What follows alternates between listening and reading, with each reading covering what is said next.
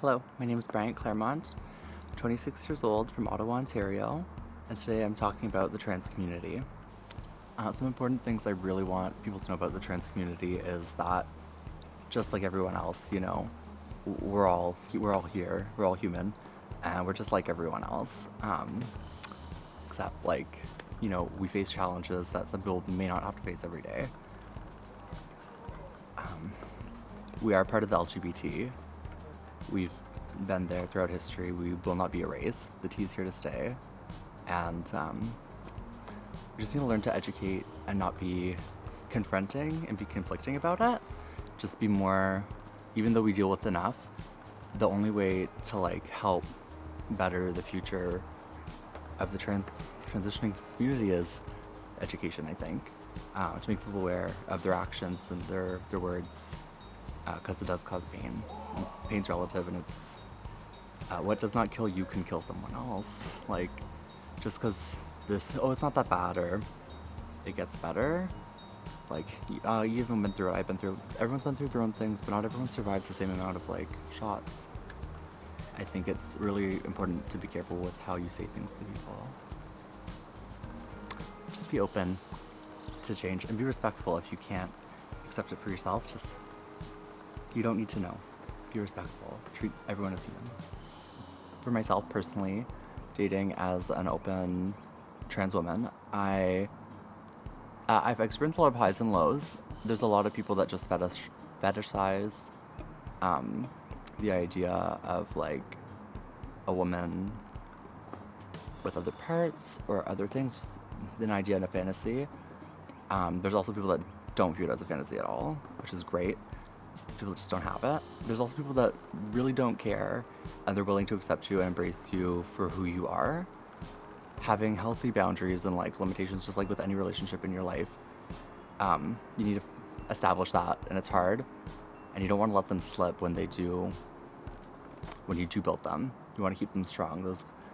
Those things are meant to help raise your relationship and dating, but it's hard. You need to be cautious because you never know who you're meeting, especially with today's world and online dating, because you can't go out everywhere and do things like the way we used to, and it can be scary because a lot of people in our community face dangers, even death. So be cautious, have safety plans in action, let people know where you are, be out in public. Do what you can for yourself, because you can only help yourself, but you don't want to restrict yourself to the point where you're in so much fear that you cannot live, because that's not living. You need to live for yourself. For myself personally, transitioning went a lot smoother than expected. I first came out as a gay male, and family had our time, and then I was a drag queen. And they were cool with that. But then when I was transitioning, it was a lot harder, and it was not only I was comfortable with it, but the family had to seek help because they didn't understand the difference between gender identity and sexual orientation. Just there's a difference between being a boy, being a girl, non-identifying, or lesbian, gay, bi, the list goes on. And there's a difference. There's a separation there. There's always and there's spectrums, Not everything's black or white.